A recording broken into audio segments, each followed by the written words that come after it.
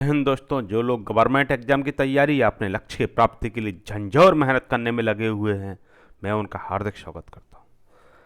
हम उत्सर्जन तंत्र को पढ़ रहे हैं। आज हम समझेंगे कि ये डायलिसिस कैसे होता है। उससे समझने से पहले हम थोड़ा सा कल का रिवीजन कर लेते हैं। नेफ्रॉन, जैसे कि आपको बताया था, जैसे कि आपके घर में ईंट से मकान बनता है, वैसे ही नेफ्रॉन एक मकान है। किडनी एक मकान है जो नेफ्रॉन से बनता है, और इनकी संख्या लगभग 10 लाख होती है। ठीक है। हाँ, हमारे शरीर में कितनी किडनी होती है? 2 होती हैं, एक दाईं एक बाईं। ठीक है। प्रत्येक वृक्क में लगभग 10 लाख जटिल नलिकाकार संरचना नेफ्रॉन पाई जाती है। कैसी जटिल? मतलब जटिल मीन्स कहते हैं हमारे हिसाब से कॉम्प्लेक्स। और नेफ्रॉन के कितने भाग होते हैं? ग्लैमरुलस होता है, दूसरी ब्रैकनल का होती है। आपको सब पता है इन दोनों में। अभी देख लेते हैं, देख कैसे पता है, आप बताते हैं। ग्लोमेरुलस को आपको बताया था, जो वुमेन कैप्सूल के अंदर होता है। इससे यह कोशिकाओं का एक जाल है जो अविभाज्य धमनिकाओं से प्राप्त रक्त का निस्यंदन करता है। अविभाज्य धमनिकाएं और अपवाह्य धमनिकाएं हमने आपको पहले ही समझाई हैं। ठीक है। इसकी दर कितनी है? 125 ml प्रति मिनट होती है। इसमें केवल प्लाज्मा का निस्यंदन होता है। किसका? प्लाज्मा का। अब आप कहेंगे आरबीसी का होता है, ये रक्त का ही पार्ट है, प्लाज्मा भी। ठीक है, तो आप इसे हाईलाइट कर लीजिए। ये देखिए नोट। एक वयस्क मनुष्य आमतौर पर 24 घंटों में लगभग 1 से 1.8 लीटर मूत्र त्यागता है। मैंने आपको बताया था 80 लीटर रक्त का निस्यंदन होता है, जिसमें 78.5 लीटर तो पुनः अवशोषित हो जाता है, 78.5 लीटर, और 1.5 लीटर मूत्र बनता है। तो ये वही है। अब किसी में ज़्यादा बनता होगा तो 1.2 लीटर हो जाता है। और मूत्र में कितना जल होता है? तो 95% जल होता है, 2.5% यूरिया होता है, और अन्य अपशिष्ट होते हैं 2.5%।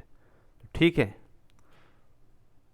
95 और 2.5 कितना होगा? 97.5। 2.5% अन्य अपशिष्ट भी होंगे, तभी तो 100% मूत्र बनेगा। ठीक है।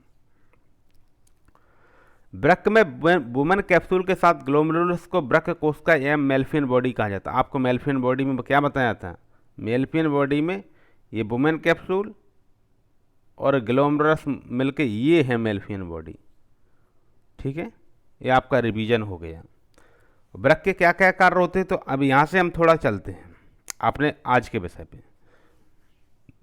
वृक्क में 2 महत्वपूर्ण प्रक्रियाएं होती हैं। कौन कौन सी महत्वपूर्ण होती हैं? पुनर्निस्यंदन और पुनः अवशोषण। इन्हें समझ लेते हैं। ग्लोमेरुलस के अंदर एक विशेष परत के माध्यम से वुमन संपट में तरल पदार्थ को धकेलने वाला, और इस प्रक्रिया में रक्त कोशिकाओं और बड़े प्रोटीन को अवरुद्ध कर देती है। वे घटक रक्त प्रवाह में रहते हैं जो आगे चलकर नेफ्रॉन में प्रवाहित होते हैं। ये देखिए। और ये पुनः अवशोषण में क्या होता है? प्रतिदिन बनने वाले निस्यंदन की मात्रा यही जो 180 लीटर है, इसमें से 178 लीटर का अवशोषित कर लेता है, 1.5 लीटर मूत्र बन जाता है लगभग। और कितना है? 99% के आसपास है जो पुनः अवशोष। या अच्छा, अभी तो हमने आपको ये बताया था कि 178 लीटर अवशोषित कर रहा है, 178.5 लीटर, लेकिन परसेंटेज में पूछे तो ये 99% के आसपास होगा। आप निकाल लीजिए, वही निकलेगा। ठीक है। 1.8 लीटर का को 100 में गुणा करेंगे तो 180 लीटर होगा। तो उसमें से 1.5 लीटर हटा देंगे, 1.2 लीटर भी हटा देंगे, तब भी वो 99% बचेगा। ठीक है। कैलकुलेशन थोड़ा फास्ट करना चाहिए हम लोगों को। कैसे होना कैलकुलेशन?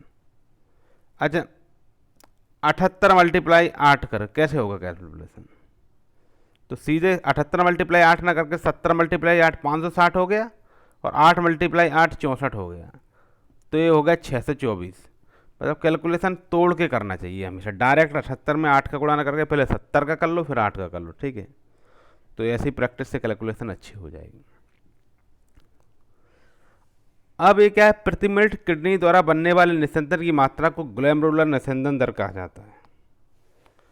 तो GFR पूछेंगे आपसे, ग्लोमेरुलस फिल्ट्रेशन रेट। या ग्लोमेरुलर निस्संदन दर कितना है, वही 125 ml प्रति मिनट, ठीक है। और इसमें क्या क्या होता है, यूरिया, जल, पोषक तत्व, सोडियम, पोटासियम, प्रोटीन, ठीक, ये है देखिए।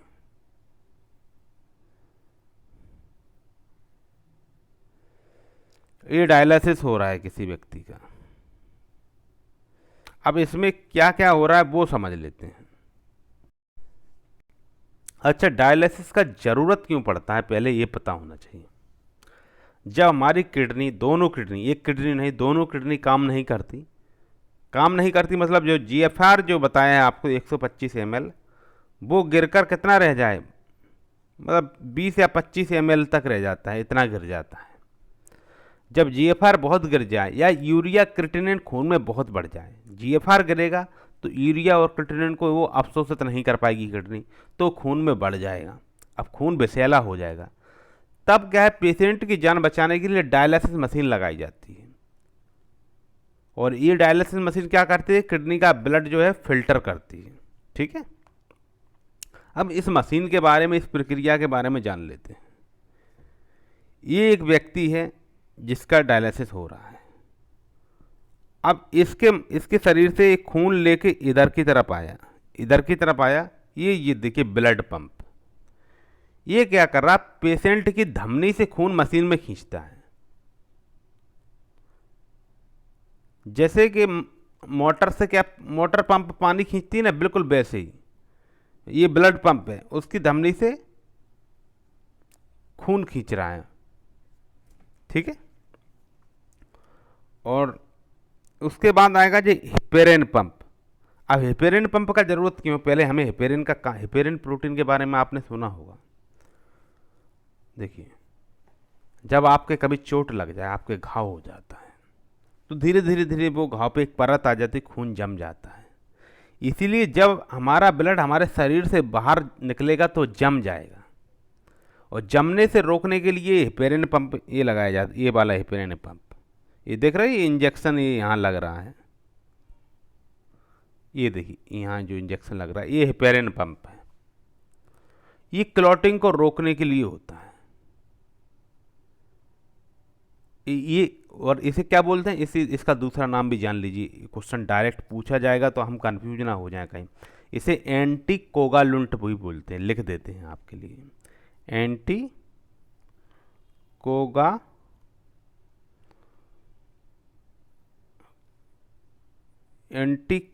एंटीकोआगुलेंट, हम स्पेलिंग बोलते हैं आपको, ANTI हो गया, COAGULANT, ठीक है। उसके बाद अब हम आगे बढ़ते हैं। अब देखते हैं एर्टिकल प्रेशर मॉनिटर क्या होता है। अब धमनी का दबाव कैसे नापा जा रहा है, अब धमनी से कितना दबाव हो रहा है, ये देखिए, ये है प्रेशर मॉनिटर। ये जो घड़ी लगी है, ये क्यों लगी होती है, ये प्रेशर को मॉनिटर करती है, या ये देखती है कि खून सही दबाव से खिंच रहा है या नहीं। ये घड़ी है जो दबाव को चेक करती है, ठीक है। जैसे कि आपके यहाँ कोई मोटर होती है, उसमें वोल्टेज वगैरह ये सब रहता है ना, एम्पियर वगैरह, वैसे ही दिखता है दबाव। अब डायलाइजर पे आते हैं। असली खेल यही होता है डायलाइजर में।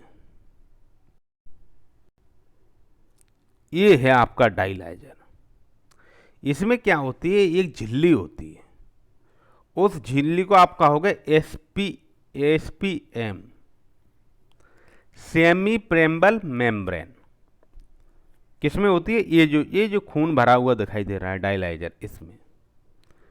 अब यहाँ मैंने बताया आपको असली खेल होता है। यहाँ क्या होता है, आपको पूरा किडनी ये बताया था कि चाय की पत्ती, जो चाय की छन्नी होती है ना, बिल्कुल वैसे ही होती है। चाय की छन्नी होती है, ऐसी होती है ना, उसमें ऐसे करके धागे होते हैं, महीन जो छानते हैं चाय को। लेकिन क्या नहीं छनता है, अदरक और चाय पत्ती नहीं छनता है, जबकि बाकी पूरी चाय छन जाती है। जो मोटी मलाई होती है वो भी नहीं छनती।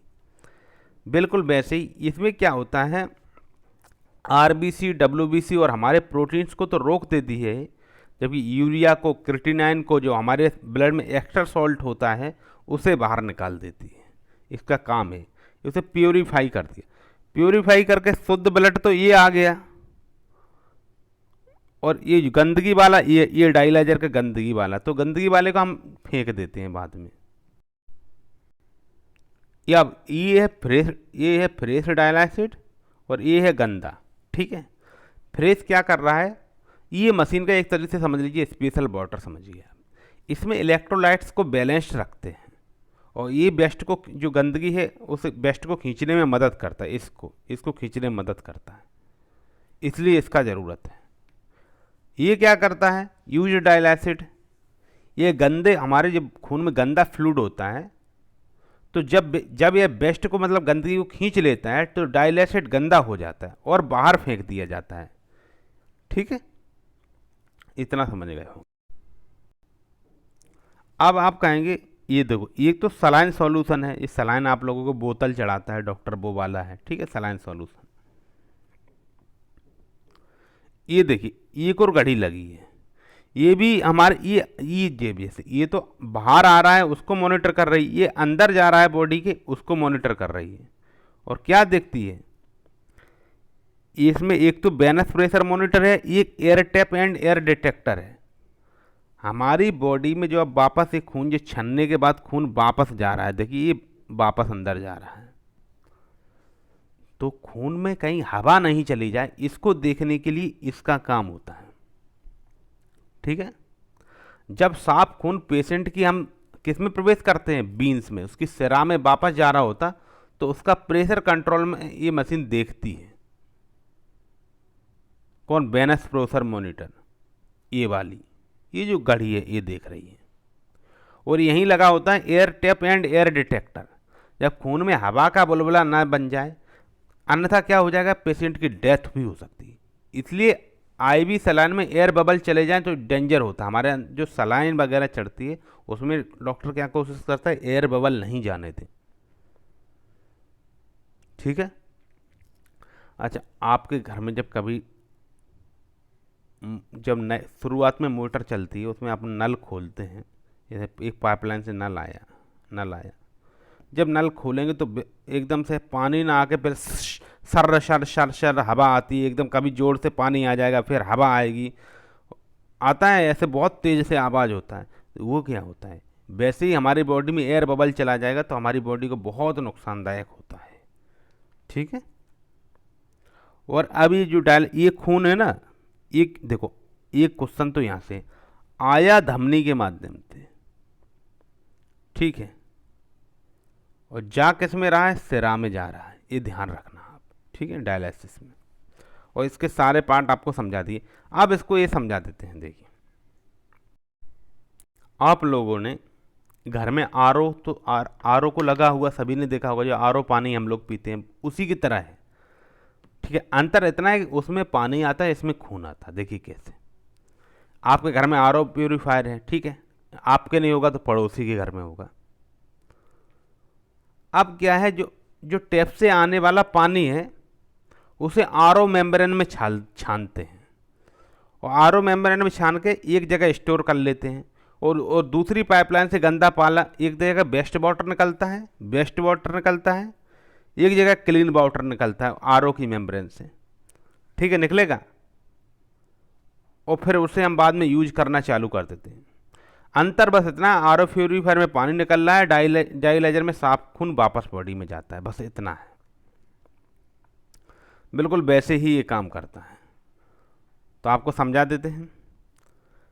पेशेंट के आर्टरी से खून लिया हम लोगों ने, फिर ब्लड पंप दिया है, हेपेरिन पंप, ठीक है। उसके बाद आर्टिकल प्रेशर मॉनिटर लगाया। उसके बाद क्या किया, प्रेशर को जब देख लिया आर्टिकल प्रेशर मॉनिटर के माध्यम से कि सही है भैया, ठीक है, घड़ी से देख लेते हैं इनका दबाव, ठीक है। जब दबाव सही होगा तभी यहाँ काम भी सही होगा, ठीक है। उसके बाद क्या होगा, डायलाइजर जिसे हम बताए थे एसपीएम, सेमी प्रेम्बल मेम्ब्रेन से क्या होगा, बेस्ट बाहर निकल जाएगा, ठीक है। और बेस्ट जब डायलाइसेट में जमा होकर बाहर फेंक दिया जाए, जो गंदा है वो डायलाइसेट में जमा होकर बाहर फेंक दिया जाता है, ठीक है। और जो अच्छा ब्लड है वो वापस, क्लीन ब्लड जो है ना, वापस वेनस प्रेशर मॉनिटर, ये देखिए वेनस प्रेशर मॉनिटर के माध्यम से धीरे धीरे जैसे उसका जो प्रेशर होता होगा उसके माध्यम से पेशेंट की कहाँ, सिरा में चला जाता है। तो आपके एक क्वेश्चन फैक्ट क्या बन सकता है, कहाँ से निकलता है, आर्टरी से, जाता कहाँ है, सिरा में, और जमने से रोकने के लिए हेपेरिन पंप काम करता है, ठीक है। और आर्टेरियल प्रेशर मॉनिटर क्या है, तो उसको मॉनिटर करना है कि उसका प्रेशर बना हुआ है कि नहीं धमनी से। और एक उधर जब वापस जाता है, ये तो ये आने वाला, एक ये जाने वाला है, ये है वेनस प्रेशर मॉनिटर। अर्थात देखो, आर्टेरियल मतलब आर्टरी से आ रहा है इसलिए आर्टेरियल, सिरा में जा रहा है इसलिए उसे वेनस, सिंपल। और वेनस प्रेशर ये कहा पेशेंट की वापस बीन में चला जाता है। यह है पूरा डायलाइजर का सिस्टम। देखो इसे हमने क्यों अलग पढ़ाया है, आजकल इतना जो हो रहा है किडनी फेल्यूर, तो डायलाइजर ज़्यादा से ज़्यादा हो रहा है, हमारे आस पड़ोस में भी कई लोगों को हो रहा है। तो हम एक स्टूडेंट्स को दुनिया में क्या चल रहा है उसकी बेसिक समझ तो होना चाहिए। हम ये नहीं कह रहे कि आप डायलाइजर करना चालू करते हैं, लेकिन इतना भी होना चाहिए कि आप किसी हॉस्पिटल में जाएं तो कोई आपको ये नहीं है कि डॉक्टर कुछ भी आ रहा है जा रहा है, नर्स भी आ रही है, लेकिन आपको कुछ पता नहीं है, जबकि आप ऑलरेडी बड़ा एग्ज़ाम निकाल के बीपीएससी एसएससी सीजीएल निकाल के बैठे हैं, लेकिन आपको पता नहीं है। ऐसा नहीं होना चाहिए, ठीक है। और यहाँ से डायरेक्ट क्वेश्चन ये बनेंगे जो हम बताए हैं आपको, हेपेरिन पंप से संबंधित और आर्टरी और बीन्स क्या होता है, क्वेश्चन बनते हैं। फिर अगर बनते हैं तो जो पढ़ा होगा इतने डिटेल से वही कर पाएगा, ठीक है। जो नहीं पढ़ा होगा वो नहीं कर पाएगा। आपको इस मशीन का एक एक पुर्जा पार्ट हम सब पढ़ा दिए हैं। अब हम लोग क्या करते हैं, अब ये देखते हैं, आगे चलते हैं। ये जो किडनी है ना, किडनी का क्या कार्य होता है, एक तो निस्यंदन करना होता है, फिल्ट्रेशन करना, दूसरा रक्त दाब को संतुलित करना। तो फिल्ट्रेशन करना क्या होता है वो तो आप समझ गए होंगे। रक्त दाब को कैसे संतुलन करता है किडनी, फिल्ट्रेशन मतलब वही 180 लीटर जो छान देता है, 1.5 लीटर वगैरह, वो सब बताया, ग्लोमरल फिल्ट्रेशन रेट, ये तो सब जान ही रहे। अब ब्लड प्रेशर के बारे में जानते हैं। ये किडनी ब्लड प्रेशर को कैसे बैलेंस करता है ये देखते हैं। इसमें एक निकलता है रास, रास आप कहोगे ये रास लीला है कि कृष्ण भगवान की, नहीं, ये रेनिन एंजियोटेंसिन एल्डोस्टेरोन सिस्टम है। रेनिन, रेनिन जैसे जब आपने वो चैप्टर पढ़ा होगा पाचन तंत्र, तो उसमें पेप्सिन और रेनिन नाम का एंजाइम सुना होगा, वैसे ही है। रेनिन एंजियोटेंसिन एल्डोस्टेरोन सिस्टम, ठीक है। इसका फुल फॉर्म आपको पता हो। ये क्या करता है, ये बीपी कंट्रोल करता है। अगर बीपी लो है तो रेनिन रिलीज होगा, बीपी को बढ़ा देगा, ठीक है। एक तो ये है, दूसरा ये आपका एडीएच है, ये भी वही करता है। देखो इसका फुल फॉर्म में हम क्या बताते हैं, रेनिन जो एल्डोस्टेरोन बताए थे ना, ये देखो ये है एडीएच। ये क्या कह रहा है, ये भी, ये कहाँ से निकलता है, ये पिट्यूटरी ग्लैंड से निकलता है, ठीक है। जब हमने आपको कलेक्टिंग डक्ट पढ़ाया था उसमें, अगर नहीं पढ़ा होगा तो पिछला वाला वीडियो देख लेना। कलेक्टिंग डक्ट से ये क्या करता है, पानी का रीअब्जॉर्बेशन ज़्यादा कर लेगा तो भी बीपी बढ़ जाएगा, ठीक है। ऐसी एल्डोस्टेरोन है, इसका क्या काम होता है, ये भी, ये एड्रिनल ग्लैंड का है। जब आपका सोडियम, आपके बॉडी में सोडियम बढ़ जाए और पानी का रीअब्जॉर्प्शन बढ़ा देगा तब भी बीपी बढ़ जाएगा। लेकिन आपको समझ में नहीं आ रहा होगा क्या हो रहा है, देखें समझाते हैं कैसे बढ़ता है बीपी और कैसे कम होता है। इस बीपी, ये नली है, ये नली है, ठीक है। अब इसमें जो ब्लड बह रहा है, ये ब्लड बह रहा है, ठीक है। ब्लड के अलावा बहुत से सॉल्ट्स हैं। अगर इन सॉल्ट्स की, ये जो गोल गोल हैं सॉल्ट्स हैं, इन सॉल्ट्स की मात्रा हम बढ़ा दें तो क्या होगा, ब्लड को बहने के लिए, पानी ब्लड को बहने के लिए क्या होगा, क्षेत्रफल कम हो जाएगा, कम हो जाएगा ना। जितना सॉल्ट्स बढ़ दें तो अब कम हो जाएगा, तो ब्लड क्या होगा, तेज़ी से प्रभावित होगा। आपने कभी अपने मोटरसाइकिल को घर पे वो पाइपलाइन लगा के धोया होगा, तो जैसे ही आप उसके मुंह पे हाथ लगा के बंद करते हैं तो पानी का प्रेशर बढ़ जाता है ना। वैसे ये सॉल्ट्स क्या करते हैं, यहाँ नलका को बंद कर देते हैं, यहाँ नलका को बंद कर दिया है इस सॉल्ट्स ने। अब क्या है, वो काफ़ी प्रेशर से ब्लड निकलना चालू हो जाएगा, ठीक है। अब ये रास क्या करेगा, रास इसमें, ये रास रेनिन एंजियोटेंसिन एल्डोस्टेरोन सिस्टम, ये सिस्टम क्या करेगा, अगर बीपी लो है तो रेनिन को रिलीज कर देगा, तो उससे क्या होगा, एडीएच जो है कलेक्टिंग डक्ट से पानी अब्जॉर्ब कर लेता है। अब यहां से क्या पानी अब्जॉर्ब हो जाएगा तो फिर क्या होगा, ब्लड की मात्रा बढ़ जाएगी, तो बीपी क्या हो जाएगा आपका और बढ़ जाएगा। बीपी जैसे आपका कम हो रहा है, हम एक कम होने की दिशा में बता रहे हैं, अब पानी अब्जॉर्ब कर लेगा तो क्या है, ब्लड और कम पतला रह जाएगा और ज़्यादा गाढ़ा हो जाएगा, तो ये और ज़्यादा उसे रोकने लगेंगे, तो प्रेशर क्या होगा, बढ़ेगा उसका। ठीक है, वहीं एल्डोस्टेरोन क्या करता है, ये क्या करता है, ये दो काम और करेगा, ये पानी के साथ साथ आपका सोडियम को भी अब्जॉर्ब कर लेगा,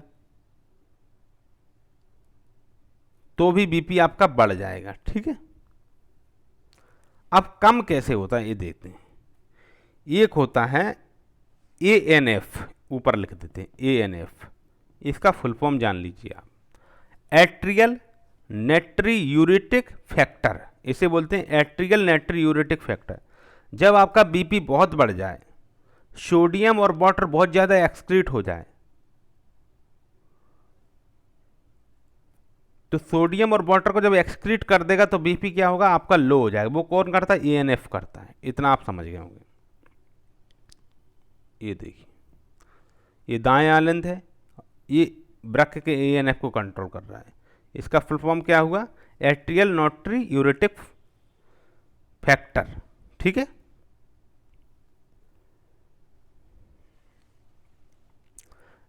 अब कुछ बीमारियों के बारे में बता देते हैं। नेफ्रेटाइटिस क्या है, जब वृक्क में या किडनी में सूजन बढ़ जाती है, नेफ्रेटाइटिस स्वाभाविक है।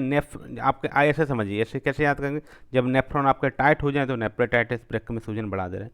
ये हीमोयूरिया क्या है, हीमोयूरिया एक दूसरी बीमारी है, जब मूत्र में रक्त आने लगा तो हीमोयूरिया है। प्रोटीनयूरिया क्या है, जब मूत्र में प्रोटीन आएगा तो प्रोटीनयूरिया है। एलबीपी क्या है, जब लो ब्लड प्रेशर है तो जल का, बताया था ना, वाटर का और सोडियम का अवशोषण कर लेगा तो low blood pressure. High blood pressure क्या है, जब जल के उत्सर्जन को, सोडियम को बढ़ा देगा तो हाई प्रेशर है। आपको समझाया ही है ऐसे नलका के माध्यम से। ठीक है, आप इतना याद रखिए, जब जल को और सोडियम का अवशोषण बढ़ जाए तो एलबीपी, जब इसका जल और सोडियम का जब जल और सोडियम का अवशोषण नहीं बढ़े, मतलब इनकी मात्रा बढ़ा दी जाए, तो क्या होगा, हाई बीपी, लो बीपी और हाई बीपी। ठीक है,